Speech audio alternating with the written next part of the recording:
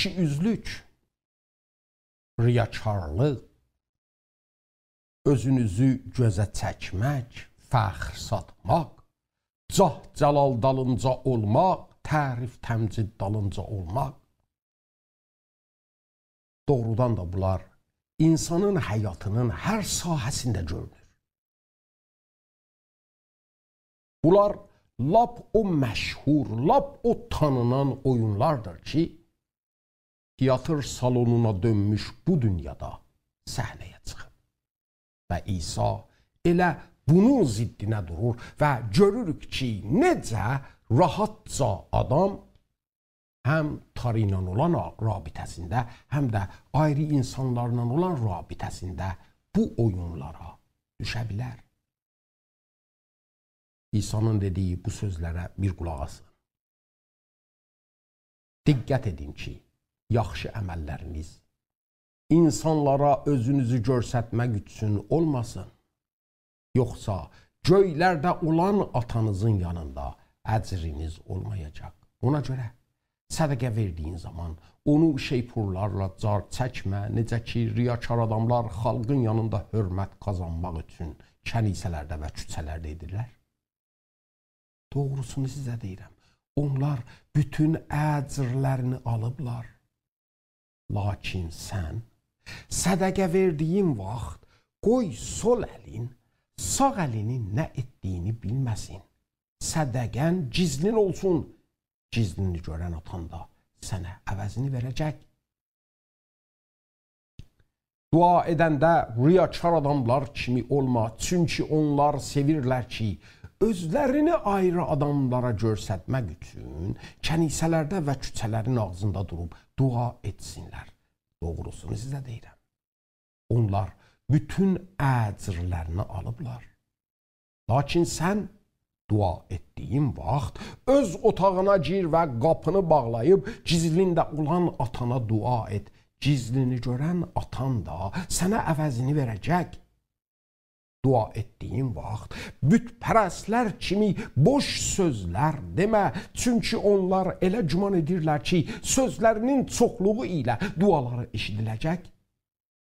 Onlara oxşamayın. Çünki atanız sizin nələrə möhtac olduğunuzu siz ondan istəmədən bilir. Bunun üçün belə dua edin. Ey göylərdə olan atamız, sənin adın müqəddəs olsun. Səltənətin gəlsin, sənin istədiyin göydə olduğu kimi yerdə də olsun. Gündəlik çörəyimizi bugün bizə ver və bizim borclarımızı bizə bağışla. Necə ki, biz də bizə borclu olanları bağışlayırıq. Bizi imtihana çəkmə, lakin şərdən xilas et. Çünki səltənət, qüdrət və izzət əbədə kimi sənindir. Çünki əgər insanların sizə etdiyi günahlarını bağışlayasınız, göylərdə olan atanız da sizi bağışlar. Amma əgər insanların sizə etdiyi günahlarını bağışlamayasınız, atanız da sizin günahlarınızı bağışlamaz. Oruç tutduğunuz zaman riyakar adamlar kimi qaş qabaqlı gəzməyin. Çünki onlar özlərini insanlara göstərmək üçün görünüşlərini dəyişirlər. Doğrusunu sizə deyirəm, onlar bütün əcrlərini alıblar. Lakin sən oruç tutduğun vaxt başına yağ sürt və üzünü yu. Elə ki, adamlara yox, gizlində olan atana oruclu görünəsən. Və gizlini görən atan da sənə əvəzini verəcək. İsa burada nə gözəl göstərir ki, insanlar bütün rabitələrində nə qədər azmış vəziyyətdədirlər. Dua etmək, oruç tutmaq, möhtaclara kömək etmək, gərçi çox əsil, çox düzgün əməllərdilər. Dua, baxın, Tanrının xidmətində təqdim olunur. Sədəqə başqa insanların xidmətində. Oruc da bu haqda bizi düzgün bir vəziyyətdə saxlar. Amma görürük ki, riyakarlıq necə onları səhv şeylərə çevirir. Elə bir fürsətə ki, onda insan ancaq öz fəxri dalıncadır. Ancaq istəyir ki, özünü gözlərə çəksin. Doğrudan da niyə belə edirik?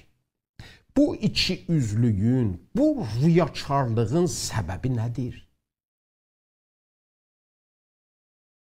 Güman edirəm, əgər onun səbəbini tapsaq, ona əlac da tapacaq. Baxın, İsa sözün arasında buna da işarə edib deyir. Bunları onun üçün edirlər ki, ayrı insanlar onları görüb, onları tərif təmcid etsinlər. Riyakar adamların fikri bunda deyil ki, Tanrıya ya da ayrı insanlara xidmət etsinlər. Onlar ancaq öz fikirlərindədirlər. Əgər səbəb budur, o zaman əlac da bəllidir. Biz gərək o qədər Tanrı ilə məşğul olaq ki, artıq öz fikrimizə olmayaq. Əgər bu teatra çevrilmiş dünyada tamaşaçı dalındayıq, gərək bir düşünək. Hansı tamaşaçı mühümdür? İnsan, yayın ki, Tanrı. İnsanlar zahiri görürlər. Onun üçün də belə oyunlarla olar ki, onları aldadaq. Amma Tanrı zahiri yox, batini görür, içi görür, qəlbi görür. Tanrını aldatmaq mümkün deyil. Buna görə də lazımdır ki, kimlərin bizə tamaşaçı olduğunu diqqət ilə seçək. Əgər insanları seçək, artıq İsa'ya doğru bir şəkildə peyrəv ola bilmərik. Tanrının ikiyüzlükdən, riyakarlıqdan acığı gəlir. O, sədaqəti sevən bir Tanrıdır. Bunun üçün də İsa buyurur, dua etdiyim vaxt bütpərəstlər kimi boş sözlər demə. Çünki onlar elə güman edirlər ki, sözlərinin çoxluğu ilə duaları eşidiləcək. İsa buyurur, onlara oxşamayın. Çünki atanız sizin nələrə möhtac olduğunuzu siz ondan istəmədən bilir. Və bizə doğru düzgün duanın modelini verir. Deyir, belə dua edin, ey göylərdə olan atamız, sənin adın müqəddəs olsun. Səltənətin gəlsin, sənin istədiyin göydə olduğu kimi yerdə də olsun. Gündəlik çörəyimizi bugün bizə ver və bizim borclarımızı bağışla, necə ki biz də bizə borclu olanları bağışlayırıq. Bizi imtihana çəkmə, lakin şərdən xilas et. Çünki səltənət, qüdrət və izzət əbədə kimi sənindir.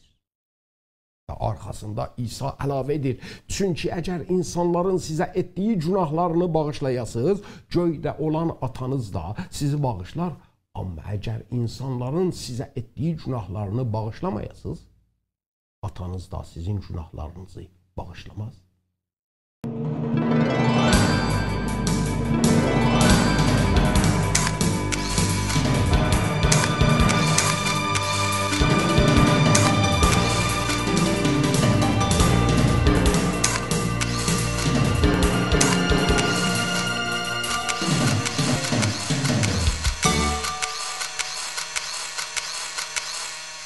Baxın, nə fəqət duamızın amacı gərək düzgün olsun, mahiyyətində də gərək düzgün olsun. Dua, yəni Tanrı ilə olan həqiqi rabitəmizdə onunla həmsöhbət olmaq. Həmsöhbətlikdə nə qədər ayıb olar ki, adam havayı, düşünməmiş və boş sözlər danışsın. Əgər belə bir işi insanlarla olan söhbətlərimizdə edək, nə qədər ayıb olar? Bəs gör, nə qədər Tanrı ilə olan söhbətlərimizdə. Çox təəssüf ki, insanlar səhv fikirlər ilə elə düşünürlər ki, sözlərin çoxluğu bais olur ki, Tanrı onların səslərini, onların dualarını eşitsin. İsa buyurur, onlar kimi olmayın. Məsihilərin inandıqları tarı belə deyil. O bir ata kimidir ki, övladlarının bütün ehtiyaclarını bilir, onlardan xəbəri var. Biz ehtiyaclarımızı onun huzurunda bəyan etməklə bu məqsəd dalınca deyilik ki, güya onu öz ehtiyaclarımızdan agah edirik, xəbərdar edirik və ona xatırladırıq ki, bizə olan vəzifəsini yerinə yetirsin. Xeyr, əsla, haşa. Biz bu işlə çalışırıq ki, özümüzü ona talib edək. İçimizdə, batinimizdə onu axtaraq. Biz bu işlə doğrusu özümüzüdür ki, daha çox agah edirik.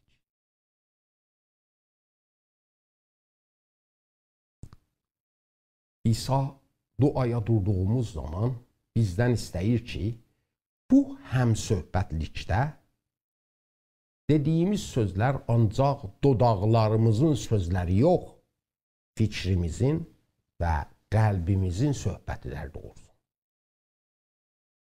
Buna görə də bu halda bizə bir nümunə, bir olğu verir. Baxın, Məsih bu duanı verd kimi bizə vermədi. Məsih bu duada bizə dua haqqında bir nümunə qoydu. Bizə göstərdi ki, tarı ilə olan bu ikitərəfli rabitəmizdə gərək nələr olsun və nələr eləyə bilər bu rabitəni daha da dərinləşdirsin, daha da səmimi etsin. Məsihin təlim verdiyi birinci mətləb budur ki, göyə baxdıqda fəryad etməyin, ey böyük tarı ki bizdən çox uzaqdasan, əlimiz çatmayan bir yerdəsən. İsa buyurur, siz ki mənim qanımın vasitəsilə yuyulubsuz və mənim ruhum sizdə sakindir, sizin artıq kimliyiz var. İtmiş deyilsiz. Buna görə də duanı bu ibarət ilə başlayın. Ey göylərdə olan atamız. Və bu ata ibarəti bizim kim olduğumuzu göstərir. Baxın, bizim həyatda etdiyimiz çox rəftarlar, çox əməllər bizim kimliyimizdən qaynaq alır. Çox təəssüf ki, insanlardan çoxları özlərinə yalan və saxta kimliklər qəbul ediblər. Əgər dəlixanaya bir baxasınız, orada adamlar görəcəksiniz ki, güman etdiyi kimliklərinə görə rəftar və əməl edirlər. Biri özünü, məsələn, Napoleon Bonaparte düşünür, onun kimi də rəftar edib, onun kimi də fərman verir. Əlbəttə ki, biz bunların saxta olduğunu bilirik. Buna görə də belə adamlara ciddi gözünə baxmırıq. Amma onların özləri bu kimliyin doğru olduğunu nəinki inanırlar, ciddi bir şəkildə də bu kimliyi yaşayırlar. Bizim həyatımızda da çox kimliklər var ki, biz onların saxta olduğunu nə deyim ki, bilmirik. Və rahatca propagand, təbliğ və belə şeylər vəsiləsi onları özümüzə alıb elə də rəftar edirik. Bu kimliklərin saxta olduğu üçün az bir zaman ərzində depresyon tuturuq, ümidlərimiz əldən gedir.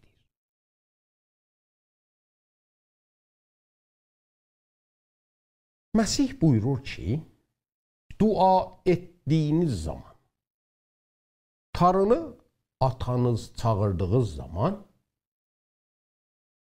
gərək onun atanız olduğundan arxayın olasınız. Məsih buyurur ki, arxayın olun. Arxayın olun ki, o sizin atanızdır. Məsih buyurur, belə bir kimlik gərçi sizə əvəzsiz və müftə başa gəlib, lakin tarı üçün böyük bir qiymətə başa gəlib. Tarı həmişə özünü insanlara ata görüb və görür də, tarı heç vaxt insanları öz övladı olmaqdan atmayıb ki, tarı daim çalışıb ki, övladlarına nicat versin. Bu övladlardır ki, həmişə tarının sinəsinə vurub onu rədd ediblər. Məsih buyurur, duaya durduğunuz zaman gərək o iki tərəfli rabitədə olmağınızdan arxayın olasınız və arxayınca biləsiniz ki, tarı sizin atanızdır.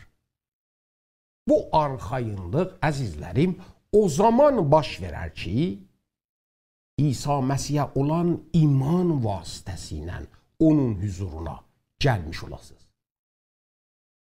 Məsih buyurur, yol, həqiqət və həyat mənəm. Mən vasitə olmadan heç kəs Tanrının huzuruna gələ bilməz. Atanın yanına ancaq İsa Məsihin vəsiləsi ilə gəlmək olar. Budur ki, mənə kimlik verir və duada durduğum zaman bilirəm ki, Tanrı mənim atamdır.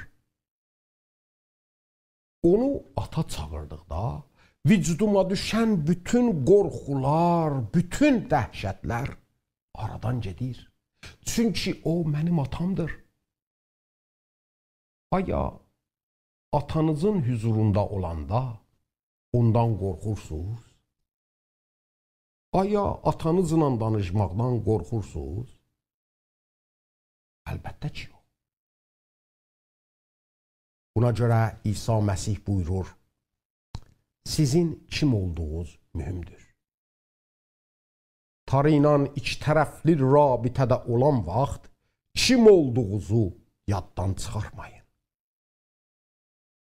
Bir atanız olduğu üçün də siz bütün imanlılar, bacılar və qardaşlarsınız.